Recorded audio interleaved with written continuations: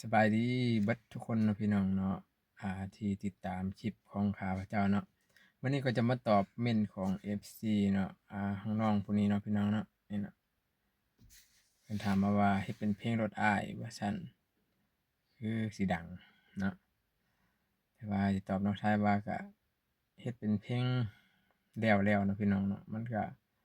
เป็นเพลงสมบูรณ์แล้วแต่ว่าเราเอาท่อนใดท่อนหนึ่งเนี่ยมาร้องให้ FC พี่น้องฟังซื่อๆเนาะพี่น้องเนาะทุกเพลงที่เฮ็ดคลิปไปทุกท่อนก็ถือว่ามีเพลงสมบูรณ์แล้วเด้อแต่หาก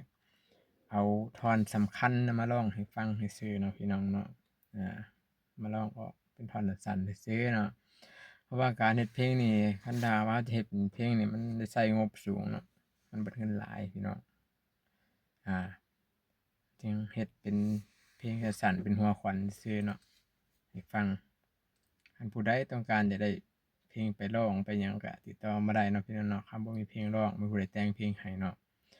เราก็แต่งเพลงให้ได้เนาะพี่น้องเนาะผ่านมาก็เคยเฮ็ดเพลง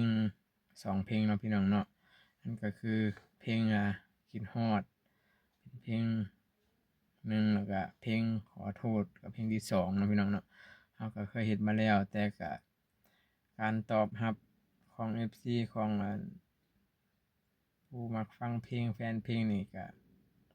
ยังน้อยเนาะพี่น้องเนาะเราบ่มีการโปรโมตปานใดเนาะเพลงมันก็บ่มีชื่อเสียงปานใดมันก็เลยว่าบ่ทันได้เฮ็ดเพลงเติมพี่น้องเนาะคันในโอกาสหน้าคันถ้าหากว่า FC มีผู้สนับสนุนหลายก็จะพิจารณาเฮ็ดเพลงเติมอีกเนาะพี่น้องเนาะแต่ว่าทีนี้ก็คันถ้าหากว่าผู้ใดอยากฟังเพลงที่ผู้ข้าเฮ็ดก็ข้าพเจ้าเฮ็ดก็